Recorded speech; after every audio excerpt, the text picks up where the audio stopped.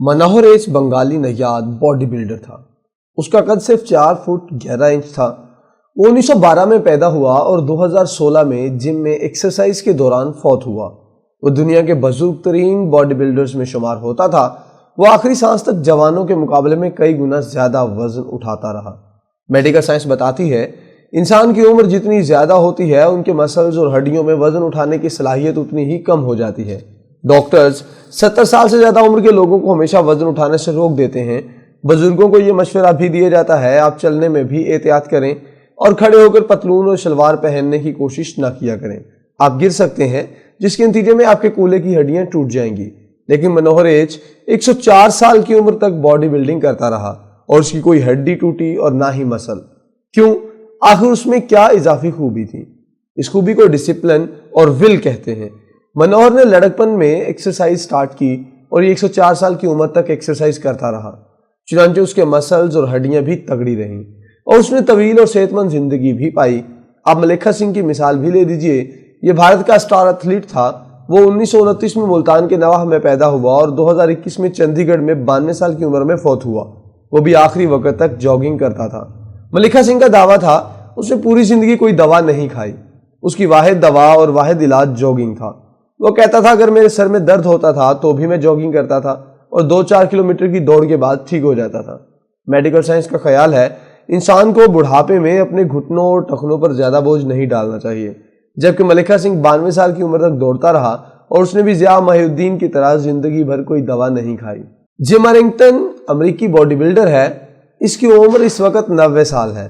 یہ بچپن میں بہت کمزور اور سکڑو تھا، لوگ اسے سکنی بونز کہتے تھے، لیکن پھر اس نے 13 سال کی عمر میں باڈی بلڈنگ شروع کی اور یہ آج تک یہ کر رہا ہے۔ یہ world oldest professional body builders کے ٹائٹل سے gains book of world record میں بھی شامل ہے۔ یہ باڈی بلڈنگ کے 62 مقابلوں میں شریک ہوا اور 16 ایوارڈز حاصل کیے۔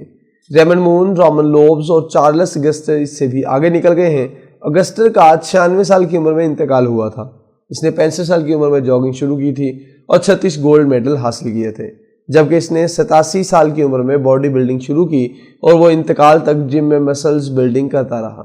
اس سے ایک بار پوچھا گیا تھا کہ 93 سال کی عمر میں باڈی بلڈنگ اچھا آئیڈیا ہے؟ اس کا کہنا تھا یہ شاندار آئیڈیا ہے۔ اس کے اس دعوے کے بعد دنیا کے بے شمار بزرگوں نے جم جانا شروع کر دیا تھا۔ میں آپ کو یہاں یہ بھی بتاتا چلوں اگسٹر پروفیشنل ڈینٹسٹ تھا اور وہ بھی ادویات استعمال نہیں کرتا تھا، لہٰذا کہنے کا مطلب یہ ہے کہ یہ دنیا ایک حیرت کدہ ہے اور اس حیرت کدے میں انسان روزانہ کمال کر رہا ہے۔ ہم بس اگر پڑھنا، ریسرچ کرنا اور آنکھیں کھول کر دائیں بائیں دیکھنا شروع کر دیں تو ہمارے راستے میں حائل جہالت کی بے شمار دیواریں گر جائیں گی۔ مگر شاید ہم امکانات کی اس دنیا کو دیکھنا ہی نہیں چاہتے، ہم اپنے کمبل سے باہر جھانکنا ہی نہیں چاہتے۔ میں نے 26 فروری کو ضیاء محی الدین مرحوم پر کالم لکھا تھا جس میں ان کے حیران کن ڈسپلن اور ٹائم مینجمنٹ کا ذکر کیا۔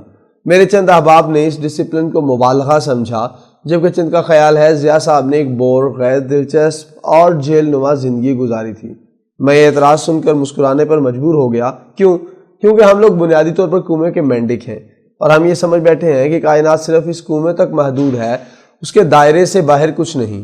ہم یہ بھی سمجھتے ہیں کہ خوشی کا تعلق سستی، بے نظمی اور خوش خوراکی کے ساتھ ہے، اور ہم جب تک 8 نان اور 2 مٹن کڑھائیاں نہ کھا لیں ہم اس وقت تک خوش نصیب نہیں ہو سکتے۔ ہم یہ بھی فیصلہ کر بیٹھے ہیں دنیا میں اب کوئی شخص ڈاکٹر اور دوا کے بغیر سروائیو نہیں کر سکتا۔